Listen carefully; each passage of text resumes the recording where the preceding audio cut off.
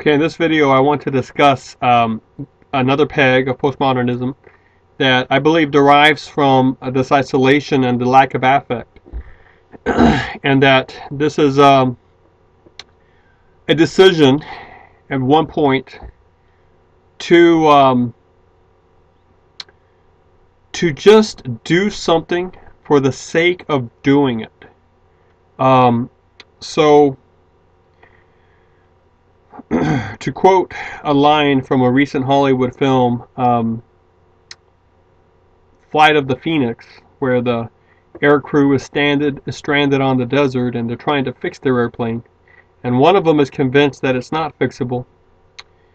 So he tries to stop the crew from fixing the airplane, and without fixing it, they're going to die. All right, they're going to die in that desert. So, in failing to convince the others to give up the project, he just walks away.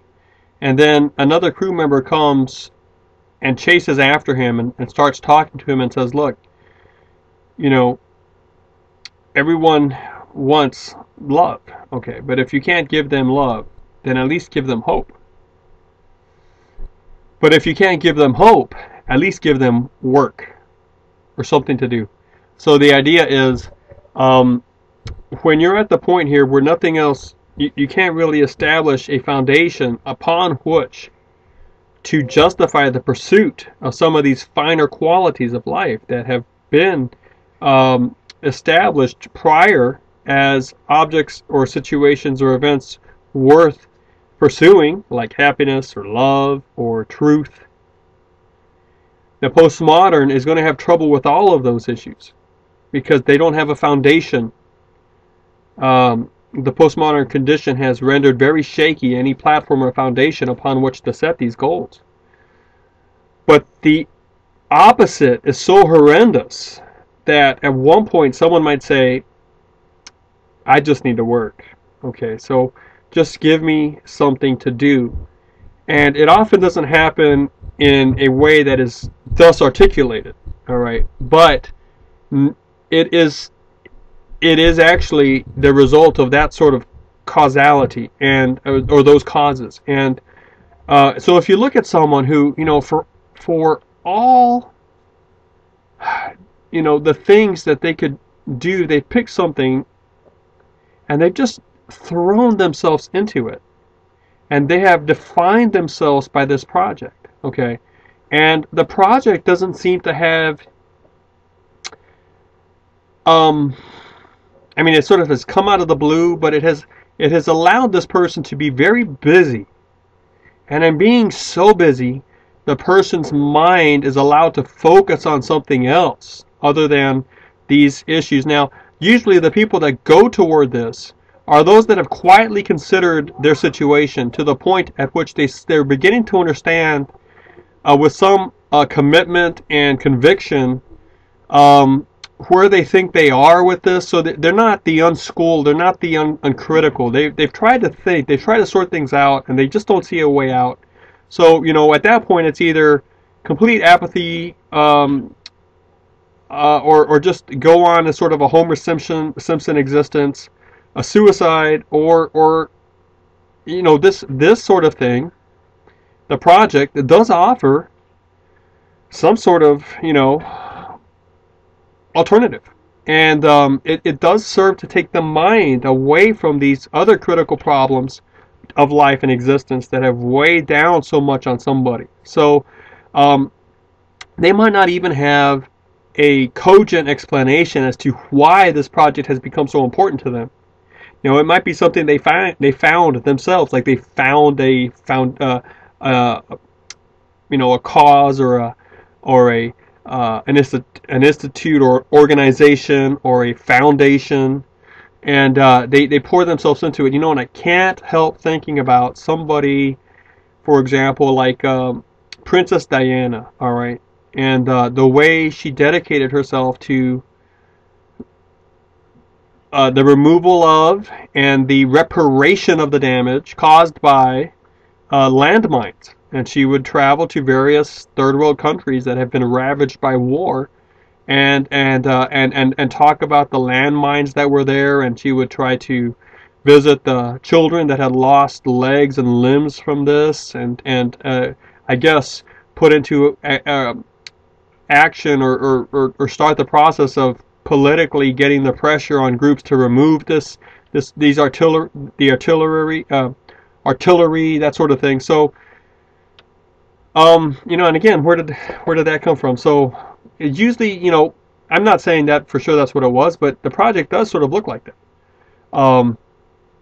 And it serves to inject some sort of meaning for the nonce, for the moment. And it can even be, at the end of the philosophical analysis of it, given the presuppositions of postmodernism, still seen to be in the long run meaningless. But it's a project nonetheless. Okay, let me explain it this way. Let's say that you were finally given a chance at a really nice job, okay, and you walked in and the room was beautiful. The room was beautiful. The room was everything was full of luxury and comfort, and whoever was offering you this job said, hey, we're going to give you all that you ever need, okay? I mean, health care, we're going to take care of your groceries, we're going to feed you well, you can sleep here, and we want you to work with just the best tools, we're going to train you on this. Now your job is to sit at this desk, and with the very finest material, with say mahogany wood or whatever, and silk sails, and instead of your old glass jar, we'll use a crystal jar or bottle. And your job is to build a model ship in the bottle, okay? And in fact, we'll use gold fasteners and nails and that sort of thing, and we'll fill the room with pictures of fine art or whatever. We'll play the music you want us to play. The climate's going to be set how you like it. Let's get going. Now we want you to spend 50 years at this, okay?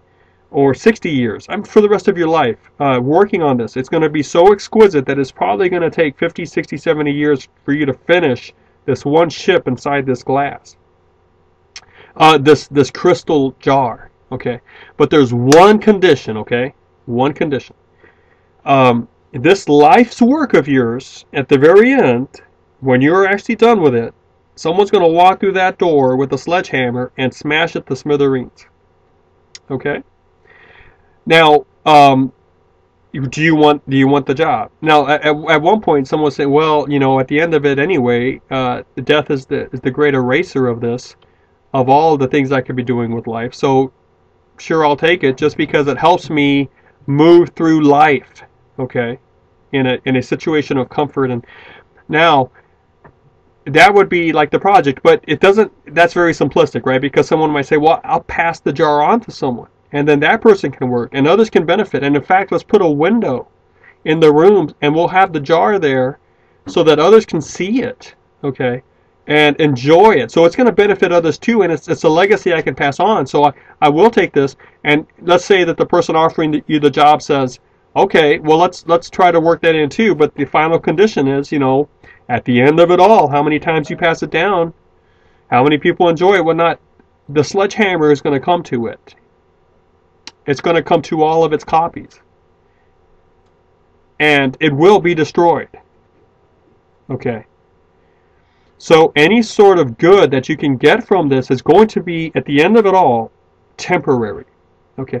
Now, I can't help saying that logically that seems to me the situation for any sort of notion of origins that begins with a chemical or a biological or a purely physiological model, like a strict, rigorous evolution would.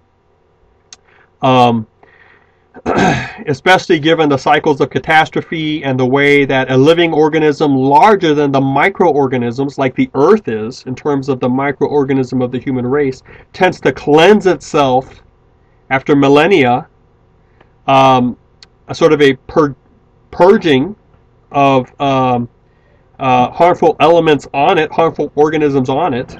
Think of the clean slate of the Ice Age or whatever. I'm talking about these catastrophic periods that are posited by the evolutionary model, Okay, so what I'm saying is, even if you can work into the contract to pass on this job and the benefits of this job and the the benefit the the good that it brings to others, if you can extend it past your lifetime, that's still not successfully combating mortality. So, the sledgehammer is coming. Do you want the job to put the ship together? And if you say yes to that, just because you realize there's no way to escape this, I may as well just build a ship, so at least I can eat and listen to my music and enjoy creating art. That's a cathartic process, and that sort of thing. That would be like taking on the project. Okay, we would call it a project if you could articulate to me the fact that, hey, it's something to keep you busy between the bookends of your life. And although you have trouble philosophically positioning its value and establishing its value, it does have this temporary effect of making things easier for you because it takes your mind off. It gives you a goal to pursue. And as you do this, others also seem to benefit in some material way, which, when you look at these projects, very much of the actual benefit that is touted as being a good reason for the project is actually material, as if, again, the only needs we need to satisfy are the bodily needs, which I think is a very simplistic view of life. But that would be the contours of the postmodern project.